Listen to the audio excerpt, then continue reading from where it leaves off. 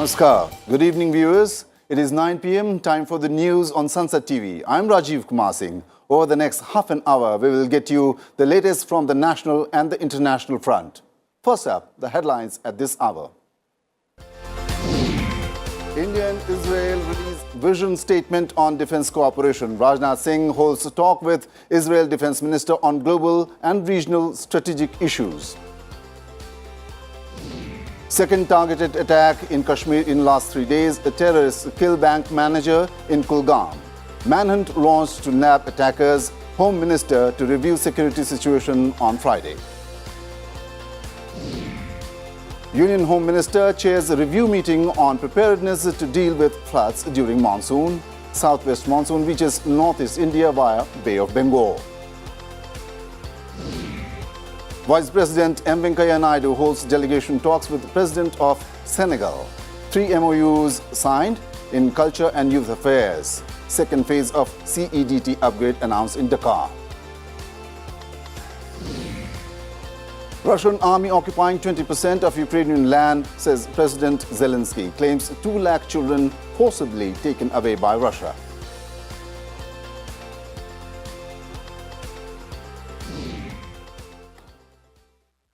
Now some more important news of the day.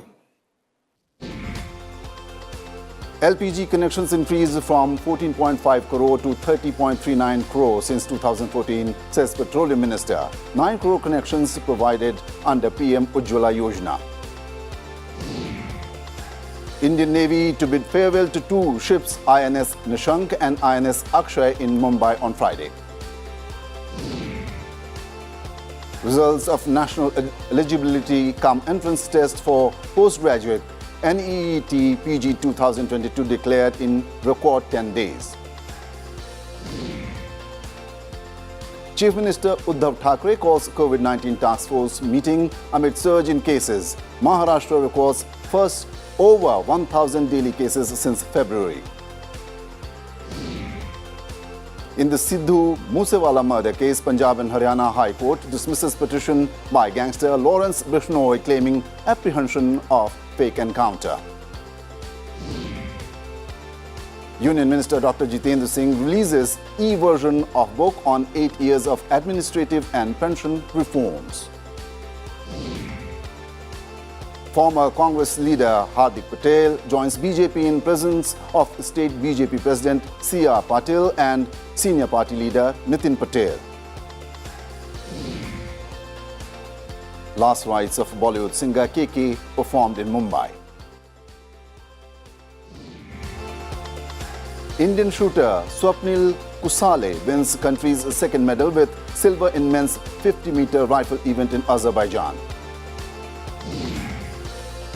Denmark votes in historic referendum to take part in European Union security policy. Scraps 30-year-old OPT out.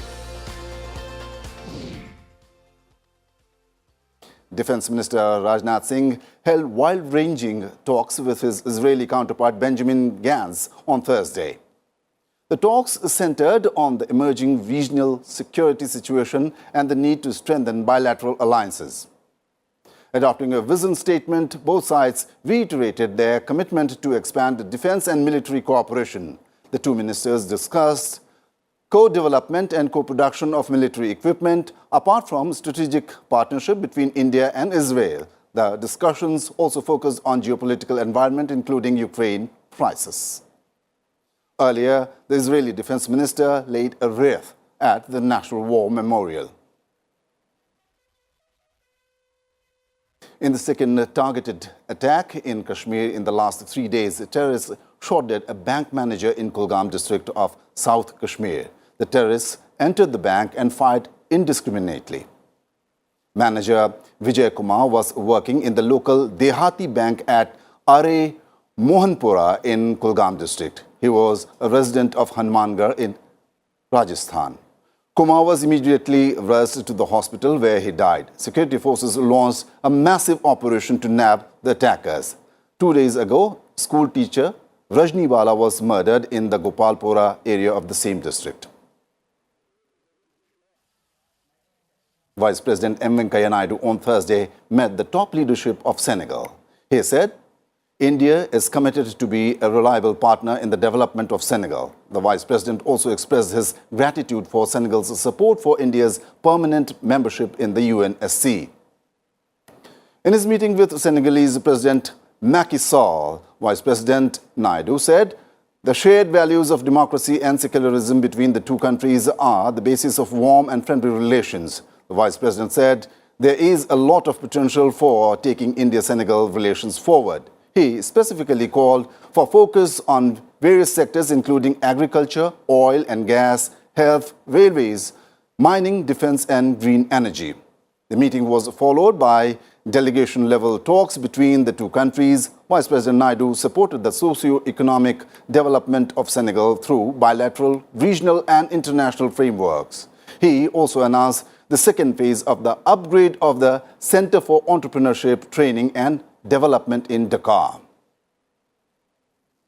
3 MOUs were signed between the two countries to strengthen the bilateral partnership in various fields. They dealt with visa-free arrangements for holders of diplomatic and official passports and renewal of cultural exchanges for the next 4 years. The third MOU was related to enhancing bilateral cooperation in youth affairs.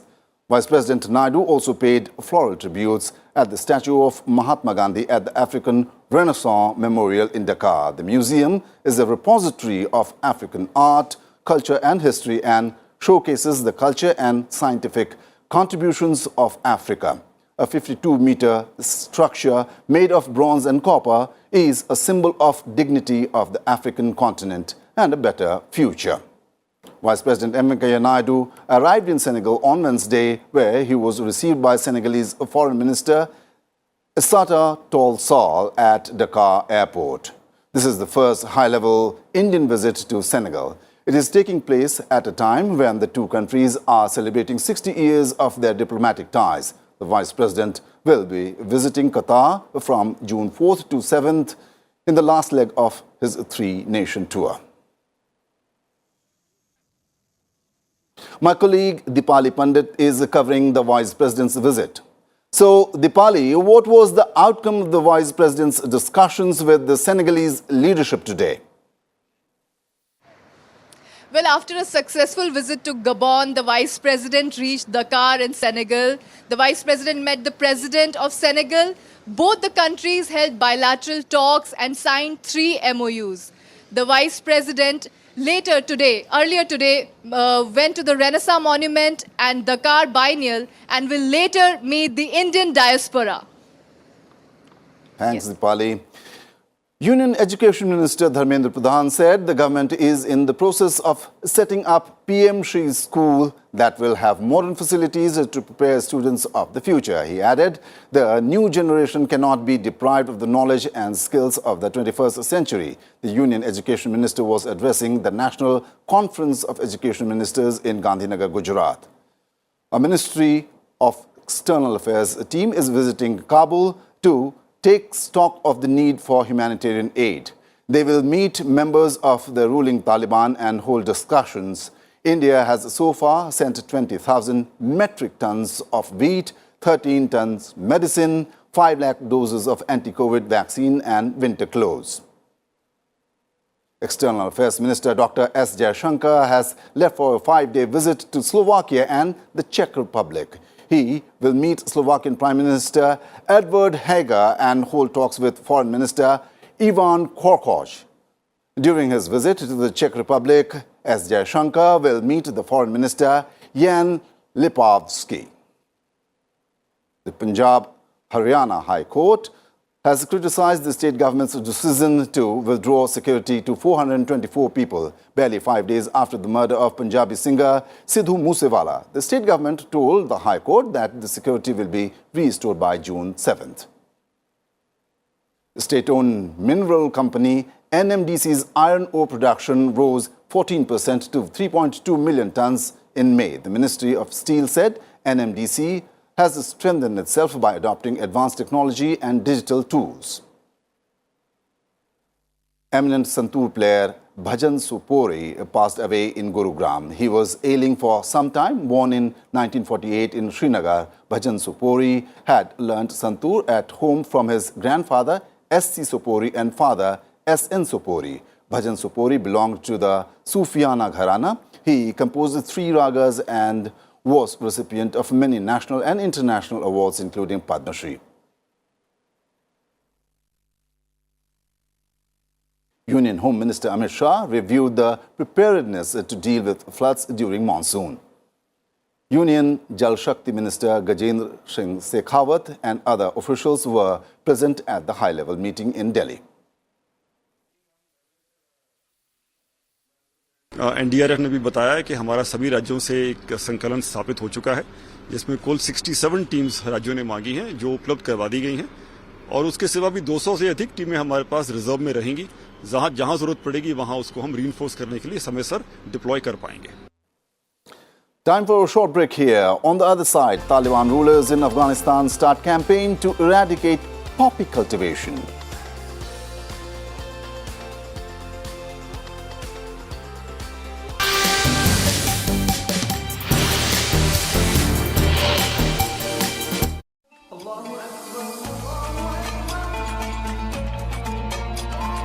तसव्वुफ, mysticism, रूहानियत,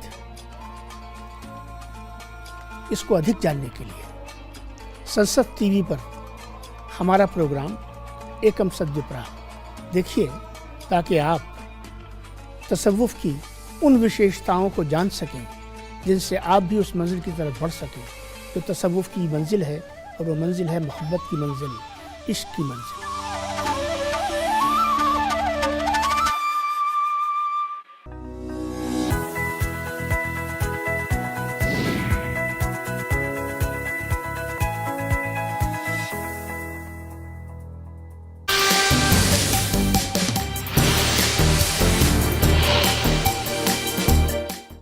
Welcome back.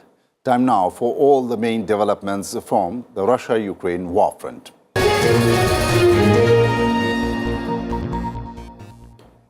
UN Chief Antonio Guterres said the war in Ukraine inflames a 3-dimensional global crisis of food, energy and finance that is hitting the most vulnerable people, countries and economies. The Secretary General met with Prime Minister Magdalena Andersson in Stockholm on Wednesday. On Wednesday, International Children's Day, Ukrainian President Zelensky said 2 lakh children have been forcefully taken and dispersed across Russia. They include children from orphanages, children taken from their parents and those separated from their families. He said the purpose is not just to steal people, but to make those who are deported forget about Ukraine and unable to return.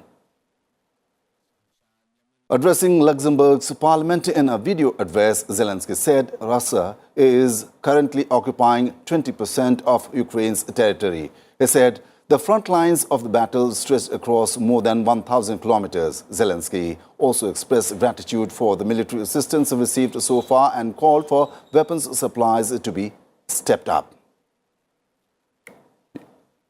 Ukraine said in a UN-backed mission to export grain shipments through Black Sea. It is working with the international partners to create a United Nations-backed mission to restore Black Sea shipping routes and export Ukrainian farm produce, a foreign ministry spokesman said. Russia has said US plans to sell Ukraine 4 MQIC Grey Eagle drones that can be armed with Hellfire missiles for battlefield use against Russia would not change the parameters of what Moscow calls its military operation. The Kremlin said that pumping Western weapons into Ukraine does not change all the parameters of this special operation.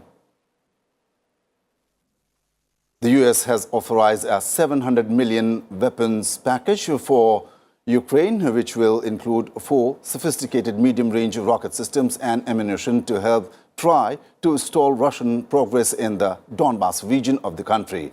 The rocket systems are part of the new security assistance to Ukraine. Almost 150 units of unexploded ammunition were disposed of on Wednesday in Kiev region in Ukraine. Bomb disposal technicians detonated various types of Russian ammunition that failed to explode in the vicinity of Kiev. The governor of Kiev region said demining of the region can take years due to its volume. A Ukrainian refugee who entered the United States across the US-Mexico border has been reunited with her pet dog, which was under a rabies quarantine for 28 days. The reunion took place Sunday at the San Diego Humane Society. The Pomeranian named Persea greeted her owner with kisses and happily got into her carrier to head to their new home. Time now for some other global updates.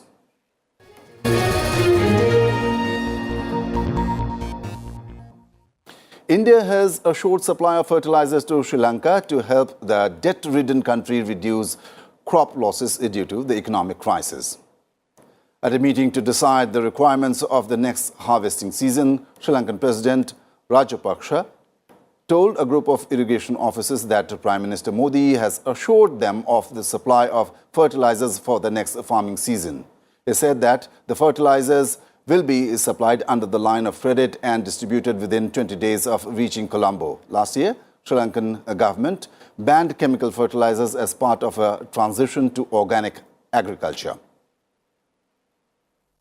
The World Bank is providing financial assistance to Sri Lanka to purchase urea fertilizer for the Maha season of farming. The Maha season runs from September to March during northeast monsoon.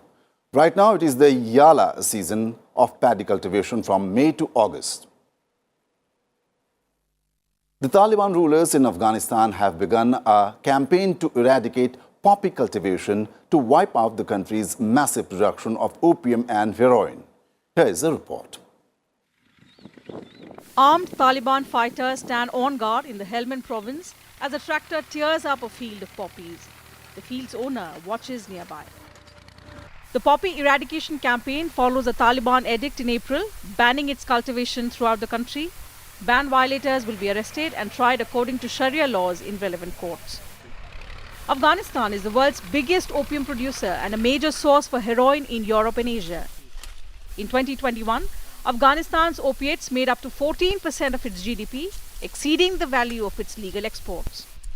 Helmand is the heartland of poppy cultivation in Afghanistan. The new eradication campaign is targeting mainly those who planted their crops after the ban was announced. Many others who planted earlier succeeded in harvesting, going from plant to plant, slicing the poppy's bulb, scooping up the sap that oozes out, the raw material for opium. The ban is expected to strike a blow to millions of impoverished farmers and day laborers who rely on the crop to survive. The ban comes as Afghanistan's economy has collapsed, cut off from international funding after the Taliban takeover. Day laborers can earn upwards of $300 a month harvesting opium from the poppies. Villagers often rely on the promise of the upcoming poppy harvest to borrow money for staples like flour, sugar, cooking oil and heating oil. Bureau Report, Sansad TV. Now some other important news of the world. In America, 4 people were killed in a shooting at a medical building on a hospital campus in Tulsa. It was the latest wave of mass gun violence in the country. The shooter was dead, apparently from a self-inflicted gunshot wound. The police said it was unclear what prompted the deadly assault. Police responded to the call after 3 minutes after dispatchers received the report at 4:52 p.m. and made contact with the gunman roughly 5 minutes later. Turkey has written to the United Nations formally requesting that the country be referred to as Turkiye, as it is spelled and pronounced in Turkish. The move is part of the government's effort to rebrand the country and disassociate its name from the bird turkey and the negative connotations associated with it. The UN said the name change has become effective from the moment the letter was received. China has accused America of jeopardizing peace after the US envoy stated trade talks with Taiwan aimed at deepening relations with the self-ruled island democracy claimed by Beijing. Talks that started Wednesday covered trade, regulation and other areas based on shared values. According to the US, it is not mentioned China, but the talks add to the gestures that show US support for Taiwan. Taiwan is the 9th largest US trading partner and the important manufacturing center for computer chips and other high-tech products. World shares were mixed Thursday, with European benchmarks opening higher after a broad decline in Asia. Oil prices fell by more than $2 a barrel ahead of a meeting of the OPEC later in the day. Oil-producing nations are expected to decide on output targets in their first meeting since Europe set sanctions on Russian crude. Saudi Arabia has indicated to Western allies it could raise production to cover any substantial fall in Russian production. Australia and China continued their tit-for-tat diplomatic rivalry in the Pacific on Thursday as the foreign ministers from each country paid separate visits to island nations. In Samoa, Australia's Foreign Minister Penny Wong announced that her country would donate a patrol boat to replace a similar one that was wrecked after it ran aground last year.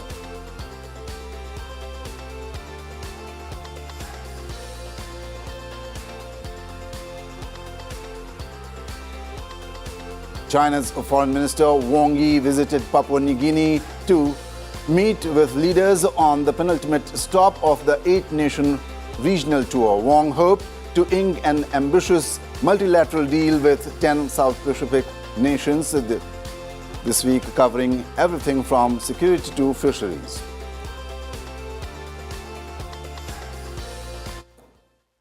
This mismanagement of a sand excavation for construction is causing devastating environmental damage, according to conservation organizations.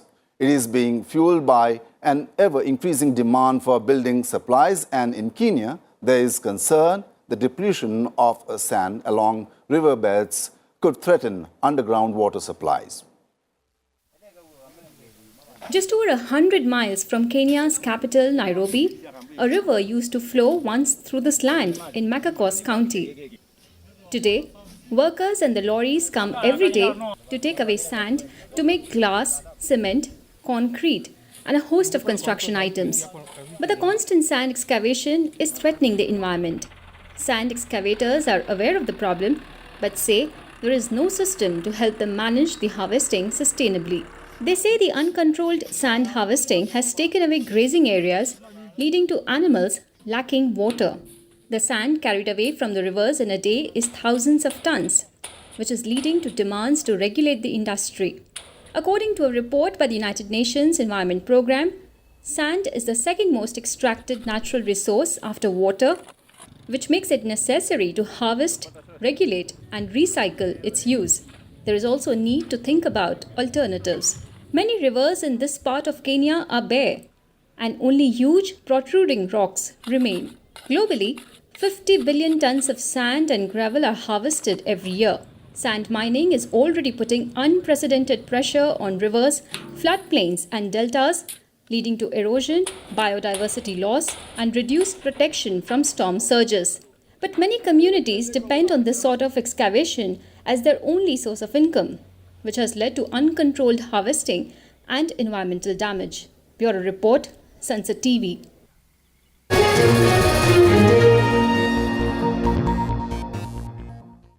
Time now for all the sporting action.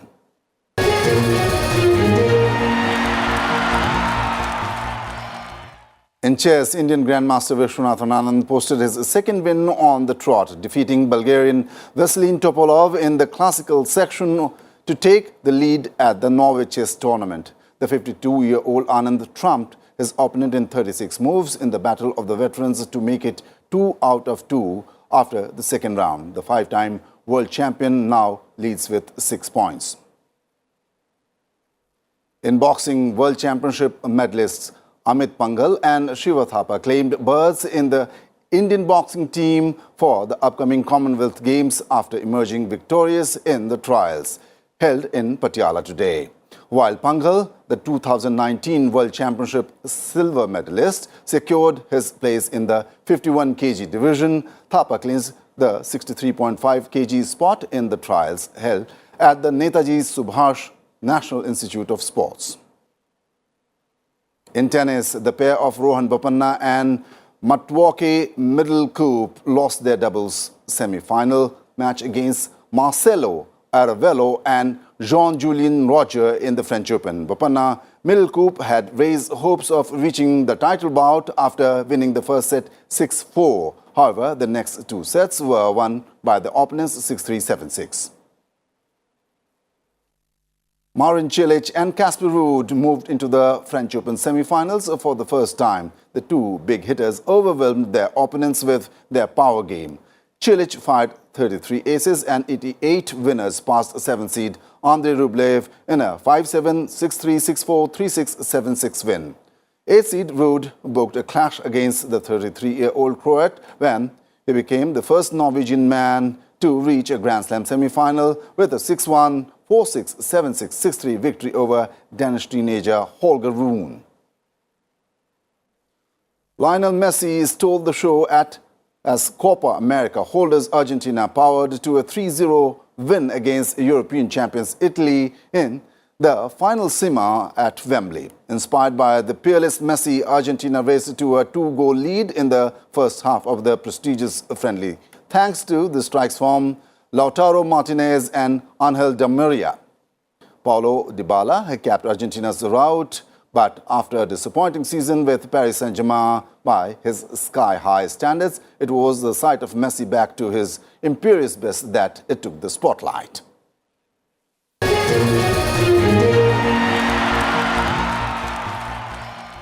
Before we wrap, let's take a look at the headlines once again. India and Israel release vision statement on defense cooperation. Rajnath Singh holds talks with Israel Defense Minister on global and regional strategic issues. Second targeted attack in Kashmir in last 3 days. Terrorists kill bank manager in Kulgam. Manhunt launched to nab attackers. Home Minister to review security situation on Friday.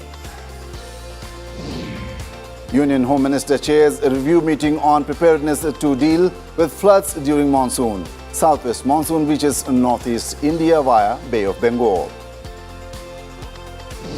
Vice President M. Venkaiah Naidu holds delegation talks with President of Senegal. 3 MOUs signed in culture and youth affairs. Second phase of CEDT upgrade announced in Dakar. Russian army occupying 20% of Ukraine land, says President Zelensky, claims 2 lakh children forcibly taken away by Russia.